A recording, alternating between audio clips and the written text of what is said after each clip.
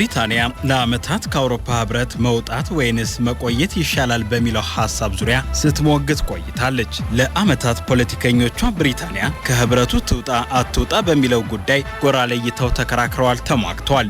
ይህ ሞግት ብሪታንያን በፈረንጆቹ ጥር 23 በህዝበ ውሳኔ ጉዳዩን ዘግታ ጨርቋን ጠቅልላ ከአውሮፓ ህብረት አባልነትም ለቃለች። ከህብረቱ ከለቀቅን አልጋ ባልጋ ነው መንገዱ ያለችው ብሪታንያ ስለቷ የሰመረ አይመስልም። እንዲያውም ትሻልን ሰድጄ ትብስን አመጣው የሚባለው ፈሊጥ የደረሰባትም ትመስላለች። ብሪታንያ የህብረቱ አባል ከነበረችበት ዘመን በባሰ ሁኔታ ምጣኔ ሀብታዊ ድቀትና በስደተኛ ቁጥርም ተመትታለች። ይህና ሌሎች ውስጣዊና ዓለም አቀፍ ችግሮች ደግሞ በብሪታንያ አልጋ እንዳይረጋ አድርጓል። ቴሬሳ ሜይ የገጠማቸው ችግርን ቦሪስ ጆንሰንም ገጥሟቸዋል። ራሺ ሱናክም ከቦሪስ ጆንሰን የተለየ መንገድን አላሳዩም። ከትራምፕ ጋር በኢራን ጉዳይ የተቃረኑት ኪር ስታርመር የቀድሞዎቹን መሪዎች መንገድ ተከትለው ስልጣናቸውን አስረክበዋል። የኢኮኖሚ እድገት መገታቱ፣ የግብር ጭማሪ መታየቱና የኑሮ ውድነት በኪር ስታርመር ላይ የበረታ ተቃውሞና ግፊትን አስከትሏል። አውሮፓን እንደ ጎርፍ ያጥለቀለቀው ስደተኛ የለንደንን ጎዳናዎች አዳርሷልና ኪር ስታርመር ላይ ተጨማሪ ግፊት እንዲበረታባቸው ምክንያት ሆኖ አገልግሏል። የሊበር ፓርቲ በግንቦቱ የአካባቢ ምርጫም ከፍ ያለ ሽንፈትን አስተናግዷል። ሰላም ጤና ይስጥልን አድማጮቻችን፣ ዛሬ በዳሰሳ የብሪታንያን ከአውሮፓ ህብረት መውጣት 10 ዓመትና የኪር ስታርመርን ከስልጣን መልቀቅ መነሻ በማድረግ የብሪታንያን ውስጠ ፖለቲካ ለመመልከት እንሞክራለን። አብራችሁን ትቆዩ ዘንድ ግብዣችን ነው። ክብረ ወሰን ኑሩ ነኝ።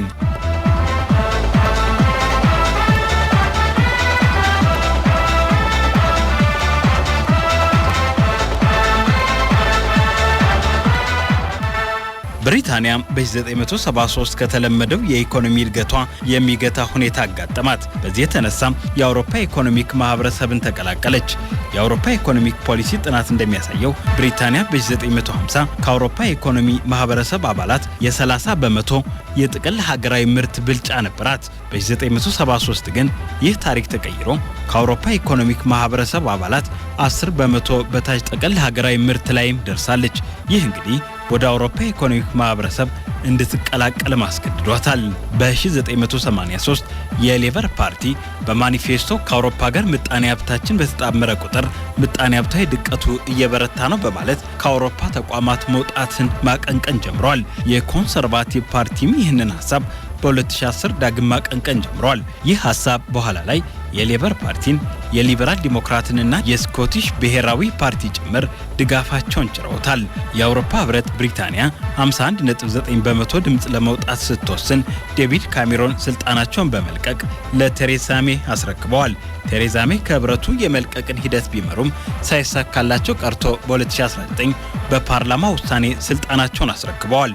ከዚህ በኋላ ነው እንግዲህ ብሪታንያን ደጋግሞ የመታት የመሪዎች መቀያየር መገለጫዋ እየሆነ የመጣው።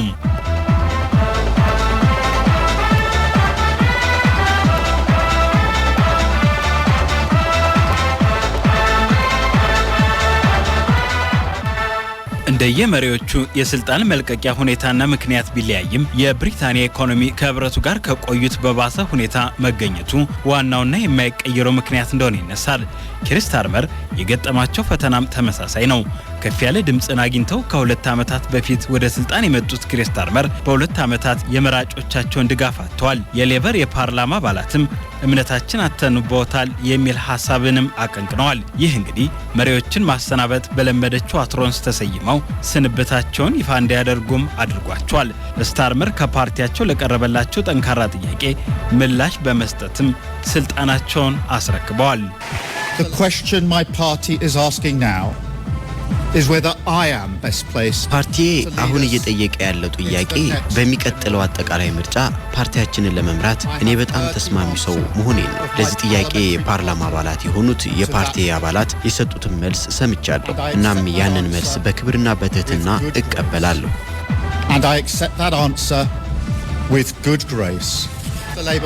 የኪር ስታርመር መንግስት ቃል የገባውን የኢኮኖሚ እድገት ማሳካት አለመቻሉ፣ የኑሮ ውድነት ችግር መባባሱ ግፊቱ ይበረታባቸው ዘንድ ምክንያት ሆኗል። ከጀፍሪ ፒስቲን ጋር ግንኙነት ያላቸውን ፒተር ማንደርሰንን በአሜሪካ የብሪታንያ አምባሳደር አድርገው መምረጣቸው ከስልጣን ይወርዱ ዘንድ አቀጣጣይ ምክንያት እንደሆነም ይጠቀሳል። ኪር ስታርመር ግን ለመወዳት ሀገሬ ይበጃታል ያልኩትን ስልጣኔን በመልቀቅ አሳያለሁ ሲሉም ተደመጡ። Every decision I've taken has been about putting the country I love first. የወሰንኩት እያንዳንዱ ውሳኔ የምወዳትን ሀገር በማስቀደም እየተደረገ ነው። ስለዚህም ከሌበር ፓርቲ መሪነቴ እለቃለሁ። That is why I will resign as leader of the Labour Party. ኪር ስታርመር ዛሬ የገጠማቸውን ችግር ጎልቶ ይነሳ እንጂ ችግሩ ሀገሪቱ ከአውሮፓ ህብረት ከመውጣቷ ጋር የተያያዘ ነው የሚሉ ትንታኔዎችም ቁጥራቸው ቀላል አይደለም። የብሪታንያን የበጀት ጉዳይ የሚቆጣጠረው የመንግስት ተቋም ብሪታንያ ከህብረቱ በመውጣቷ የተነሳ ምርታማነት 4 በመቶ መቀነሱን ያነሳል። ከአውሮፓ ህብረት አባላት ጋር የነበራቸው የንግድ ግንኙነት በ15 በመቶ ሲወርድ ከህብረቱ አባላት ውጪ ያላት የንግድ ግንኙነትም እድገትን አላሳየም። እንደዚህ አይነት ምጣኔ ሀብታዊ ችግሮች ቦሪስ ጆንሰንም ሆነ ስታርመር መቋቋም መቸገራቸውም ይነሳል። ይህ ደግሞ ችግሩ በመሰረታዊነት ከአውሮፓ ህብረት ብሪታንያ ከመውጣቷ ጋር የተገናኘ ነው የሚለው ሐሳብ እንዲንጸባረቅም በር ከፍቷል። ብሪታንያ በነፃ ተነግድበት በነበረው አውሮፓ የከፈለችው የድንበር ቀረጽ በራሱ ለሀገሪቱ ትልቅ ዋጋን አስከፍሏታል። HSBS የተባለ የዓለምን ኢንቨስትመንት የሚያጠና ተቋም ባወጣው መረጃ መሰረት ብሪታንያም ለድንበር ቀረጥ በ2024 $5.9 ቢሊዮን ከፍላለች። ለነዚህ ችግሮች መፍትሄ መስጠት አልቻሉም ተብሎ ነው እንግዲህ ኪር ስታርመር ስልጣናቸውን የለቀቁት። የብሪታንያ የመገበያያ ገንዘብ ፓውንድም የመግዛት አቅሙ ደክሟል። ከዶላር ጋር በንጽጽር የነበረው የመግዛት አቅም ከብሪታንያ ከአውሮፓ ህብረት መውጣት በኋላ 10 በመቶ የመግዛት አቅሙም ተዳክሟል።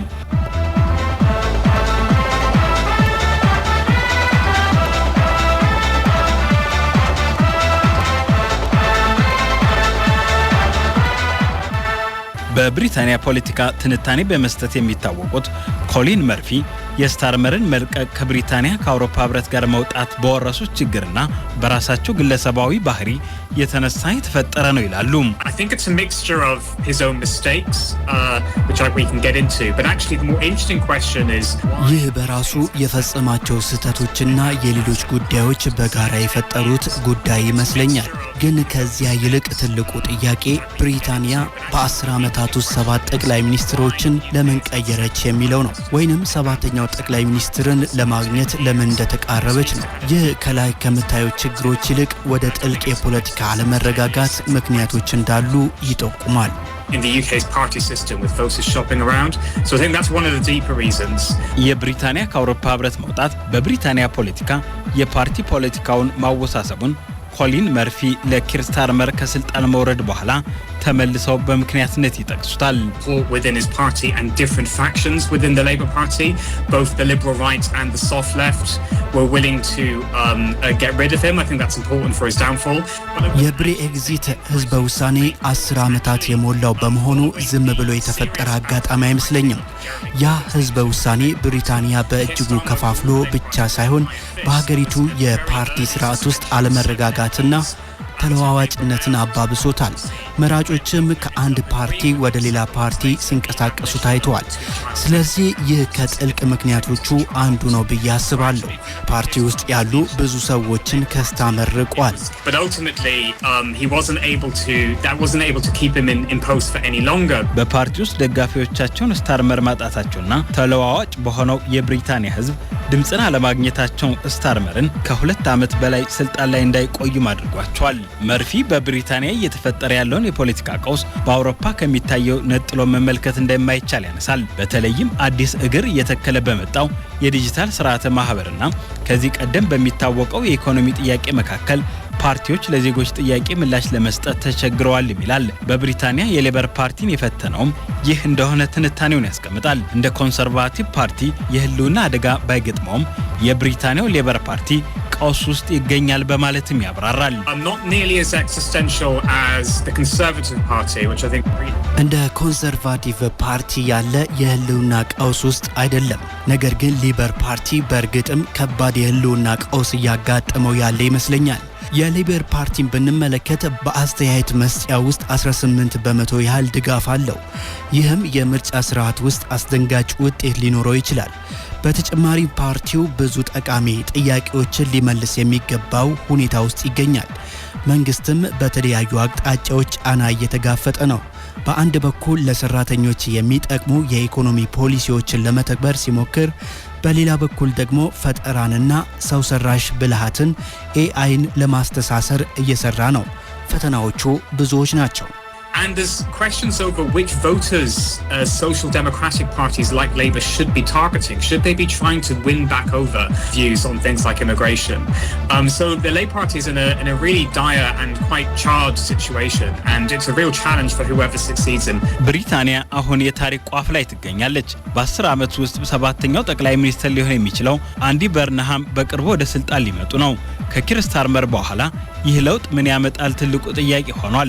ከቦሪስ ጆንሰን፣ ሊዝ ትሬስና ራሺ ሱናክ በኋላ የተከሰተው የፖለቲካ ለመረጋጋት ኢንቨስትመንትን አደናቅፏል። አዲሱ ጠቅላይ ሚኒስትር የቤተሰብ ገቢን ማሳደግ ስራ መፍጠርና የግብር ህጎችን በጥበብ መጠቀም እንዳለበት ይነሳል። የማርጋሬት ታቸር አይነት ለውጥ ብሪታንያ የተጠማች ትመስላለች። በርንሃም በማንቸስተር ከተማ ከንቲባ ሆነው በኮቪድ ወቅት የተሳካ አገልግሎትን ሰጥተዋል። አዲሱ መሪ የጤና አገልግሎትን ማጠናከርና የኑሮ ውድነትን መቅረፍ እንዳለበትም ከአሁኑ እየተነሳ ይገኛል። በርንሃም በማንቸስተር የተሳካ የአካባቢ አስተዳደርን አድርገዋል። ከስኮትላንድ፣ ዌልስና ሰሜን አይርላንድ ጋር ያለውን ግንኙነት ማጠናከርና የክልሎችን ስልጣን ማስፋትም ይገባቸዋልም ይባላል። እንደ ዴቪድ ካሜሮን የስኮትላንድ ሪፈረንደም ተግዳሮቶችን ለመቅረፍ ይረዳል የሚሉ ሐሳቦችም ይሰነዘራሉ። በአሜሪካ ቻይና ተፎካካሪነት፣ በአውሮፓ ደህንነትና በኢራን ጉዳይ መካከል ብሪታንያ በቀውስ ውስጥ ላይ ነች።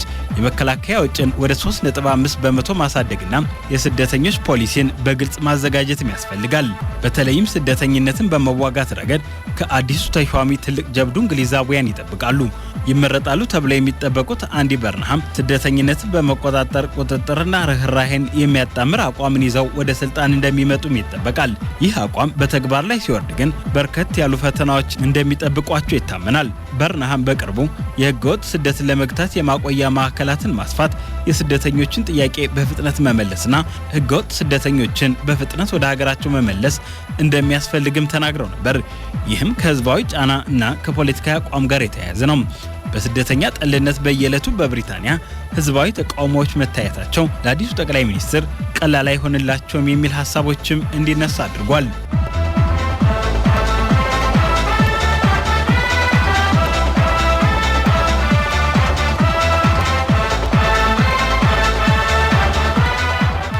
ኮሎኔል መርፊ በብሪታንያ ግለሰቦች መቀያየር የሚፈይደው ውጤት አይታየኝም በሚል አቋማቸው ጸንተዋል። በርንሃም የነቁና የበቁ ፖለቲከኛ ቢሆንም ችግሩን ግን እርሳቸውም ቢሆን ማስተናገዳቸው እንደማይቀርም ተንብየዋል። በርንሃም ከስታመር ይልቅ ብቃት ያለው ፖለቲከኛ ነው ብዬ አስባለሁ። ስለዚህ ቢያንስ በመጀመሪያዎቹ ወራት የበለጠ ግልጽ የሆነ ትርክትን ይፈጥራልና ከብዙ መራጮች ጋር ስሜታዊ ግንኙነት መፍጠር ይችላል ብዬ ጠብቃለሁ። ነገር ግን በፖሊሲ ረገድ አሁንም ብዙ ብዥታዎች አሉ። ስታርመር ስልጣን ሲይዙ የብሪታንያን ፖለቲካ ወደ መረጋጋት ይመልሳሉ ተብሎ ይታሰብ ነበር። ዛሬ ግን እርሳቸውም ራሳቸው የፖለቲካው አለመረጋጋት ሰለባ ሆነው ታይተዋል። ታዋቂ የፖለቲካ ተንታኝ ሰር ጆን ለረጅም ጊዜ ሲያስጠነቅቅ የነበረው አንድ ነገር ነበረ። እሱ እንደሚለው ብሬግዚት የብሪታንያን ባህላዊ የፓርቲ ፖለቲካ አፍርሶታል። ቀድሞ ምርጫዎች በግራና ቀኝ ሳቤ ይወሰኑ ነበር። ዛሬ ግን በብሔራዊ ማንነት፣ በስደተኝነት፣ በግሎባላይዜሽንና ብሬግዚት በፈጠረው ሁኔታ ይወሰናል። ይህ ማንኛውንም መሪ ለረጅም ጊዜ እንዳይቆይ ያደርገዋል የሚለው ሐሳብ በስፋት ይነሳል። ይህ ነው እንግዲህ ለአዲሱ ጠቅላይ ሚኒስትርም ትልቁ ስጋት። የኪንግስ ኮሌጅ ለንደን ፕሮፌሰሩ አናድ ሚኖን ደግሞ ይበልጥ ጥልቅ ትንታኔያቸውን ያቀርባሉ። ሚኖን እንደሚሉት ብሬግዚት የህዝበኝነት ፖለቲካን አጠናክሯል። ህዝቡ ፈጣንና አስደናቂ ለውጥን ይፈልጋል። መንግስታት ግን ይህንን ለማቅረብ አልቻሉም። ይህ ውጤት ደግሞ የመሪዎችን ፈጣን መቀየር ፈጥሯልም ይላሉ። ስታርመር የወደቀው ግን በብሬግዚት ብቻ አይደለም። የሮይተርስ ዘገባ እንደሚያሳየው በፓርቲው ውስጥ ብዙዎቹ ራዕይ የሌለው አድርገው ይመለከቱትም ነበር። የታዋቂው የፋይናንስ ታይምስ አምደኛ ሮበርት ሺምስሊ ለረጅም ጊዜ ሲያነሱት የነበረው ነጥብን ያረጋግጣል። በሳቸው አባባል ስታርመር ምርጫን ለማሸነፍ የሚችል ፖለቲከኛ ነበር፣ ነገር ግን ሀገርን በትልቅ ትርክት የሚመራ መሪ ሆኖ ግን አልቀረበም ሲሉም ቆይተዋል። በውጭ ጉዳይ ደረጃ ግን ስታርመር ከፍተኛ ክብር ነበረው። የጀርመኑ መራሄ መንግስት ፍሪድሪክ መርትስና ሌሎች የአውሮፓ መሪዎች ከብሬግዚት በኋላ የተበላሹ የብሪታንያ አውሮፓ ግንኙነቶችን ለማሻሻል ያደረጉትን ጥረት አድንቀዋል። ይህ ደግሞ አንድ አስገራሚ እውነታን ያሳያል። ስታርመር በውጭ ሀገራት ከተከበሩ መሪዎች አንዱ ነበሩ። በሀገር ውስጥ ግን ደጋፊን አጥተዋል። ብዙ ጊዜ በዘመናዊ ዲሞክራሲ የሚታየው ችግርም ይህ ነው። ዓለም የሚያደንቀው መሪ የራሱ ህዝብ ማሳመን ይሳነዋል። ኪር ስታርመር የወደቀው በሱ ስህተት ብቻ አይደለም። በኋላ ከብሬግዚት በኋላ የተፈጠረው የፖለቲካ ስርዓት ማንኛውም መሪ እየፈተነ ነው። እንደና አናንድ ሚኖን አባባል ብሬግዚት ክርክሩን አልጨረሰም፣ ወደ ሌላ ደረጃ ተሸጋግሯል እንጂ። ስለዚህ ዋናው ጥያቄ ስታርመር ለምን ወደቀ የሚለው መሆን የለበትም ሲሉም ሐሳባቸውን ይሰነዝራሉ።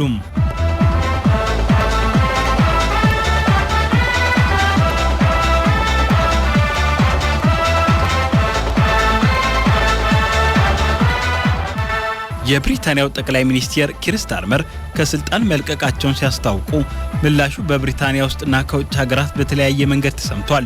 የሚያስገርመው ግን በብሪታንያ ዜጎችና በዓለም መሪዎች መካከል የታየው የአመለካከት ልዩነት ነበረ። ለብዙ አውሮፓውያን ስታርመር ከቀደሙት መሪዎች ይልቅ ተባባሪና ሊተነበይ የሚችል አጋር ሆኖም ቀርቦላቸው ነበር። የኪር ስታርመር መልቀቅ የአንድ ፖለቲከኛ የግል ውድቀት ብቻ ተደርጎም በአውሮፓ ያልታየው በዚህ የተነሳ ነው። በእርግጥም ከ2016 የብሬግዚት ውሳኔ ጀምሮ ብሪታንያ እያሳለፈች ያለውን የፖለቲካ መናወጥና የመሪነት ፈተና የሚያሳይ ሌላ ምዕራፍም ነው። በዚህ ወቅት የብሪታንያ ዜጎች የሚፈልጉት አዲስ ፊት ብቻ ሳይሆን አዲስ አቅጣጫንም ነው። የኑሮ ውድነትን የሚቀንስ፣ ኢኮኖሚን የሚያነቃቃና በተከፋፈለው ማህበረሰብ መካከል አንድነትን የሚፈጥር መሪ እየፈለጉ ናቸው። በአሁኑ ጊዜ አንዲ በርንሃምም ሆነ ሌሎች ፖለቲከኞች የሚያጋጥሙ ከባባድ ፖለቲካዊ ችግሮችን መጋፈጥ፣ በውስጥ የኢኮኖሚ ጫናዎችን፣ በውጭ ደግሞ የዩክሬን ጦርነትን፣ የአውሮፓ ደህንነት ጉዳዮችንና ከአውሮፓ ህብረት ጋር ያለውን ግንኙነት እንደገና ማመጣጠን የሚጠይቁ ፈተናዎች ይጠብቋቸዋል። ስለዚህ ዋናው ጥያቄ ቀጣዩ ጠቅላይ ሚኒስትር ማን ነው የሚለው አይደለም። ዋናው ጥያቄ የሚቀጥለው መሪ ከብሬግዚት በኋላ የተፈጠረውን የፖለቲካ ክፍፍል መዝጋት፣ በተደጋጋሚ የሚቀያየረውን የመሪነት ዑደት ማስቆምና ብሪታንያን ወደ መረጋጋት መመለስ ይችላል ወይ የሚለው ነው። የኪር ስታርመር መልቀቅ የአንድ ምዕራፍ መዘጋት ሊሆን ይችላል። ነገር ግን የብሪታንያ የፖለቲካ ፈተና ግን አልተጠናቀቀም። ስታርመር ሲወጡ አሁን ደግሞ የቀድሞ የማንቸስተር ከተማ አንዲ በርማን ስልጣኑን ለመረከብ ወደፊት መጥተዋል። አንዲ በርማር ስታርመርን ለኃላፊነታቸው በማመስገን ወደፊት እንደሚመጡም ተናግረዋል። I made my statement obviously praising the Prime Minister's dedication, service and confirm that I will put myself forward in the process that will soon be underway.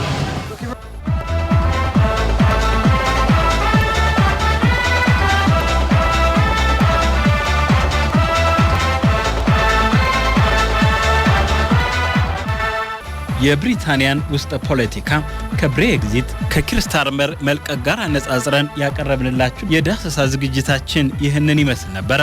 ክብራው ሰኑሩ ነበርኩኝ። መልካም ጊዜም